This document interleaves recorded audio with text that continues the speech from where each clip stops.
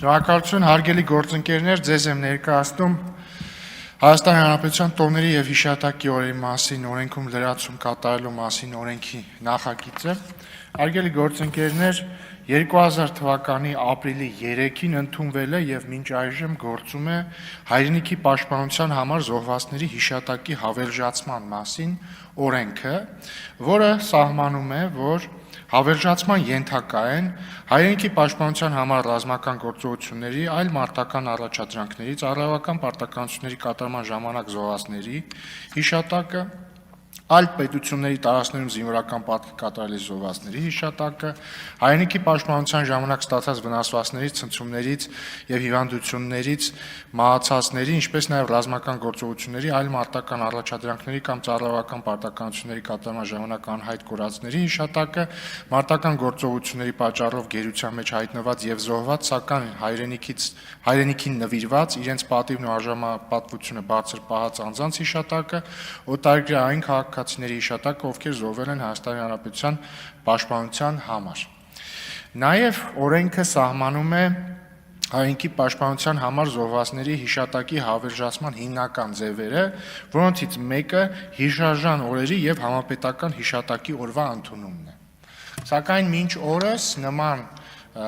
համապետական հիշատակի օր ընդունված չէ, եւ մենք կարծում ենք, որ նաեւ հաշվի առնելով վերջին տարիների իրադարձությունները, ապրիլյան պատերազմի, 44-օրյա պատերազմի, Հայաստանի դեմ հարձակումների օրերին, 2023 թվականի սեպտեմբերյան իրադարձությունների օրերին, մեր տված զոհերի փաստը եւ նաեւ 2025 թվականի օգոստոսի 8-ին անկախության հռչակագրի ընդունման փաստը կարևոր են դարձնում մեկ օրվա սահմանումը եւ որի ընթացքում մենք կհարգենք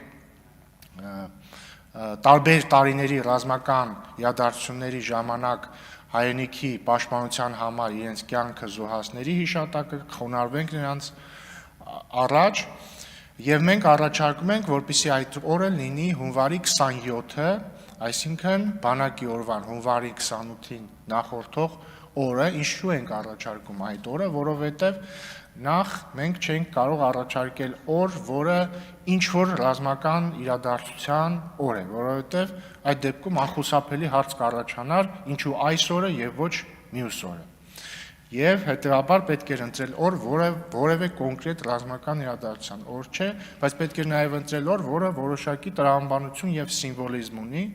եւ մենք համարում ենք, որ հունվարի 27-ը կարող է լինել այդ օրը, երբ որ առաջին օրը մենք հարգանքի տուր կմատուցենք հայրենիքի պաշտպանության համար զոհվածներին, կհարգենք նրանց հիշատակը, իսկ հաջորդ օրը, բանակի օրը արդեն որպես շարունակվող կյանքի եւ անկոտրում կամքի խորհրդանիշ կտոնենք բանակի օրը։ Պետք է նաև մասնավորեցնեմ, որ սա չի նշանակում մոռացության մատնել պատմության մեջ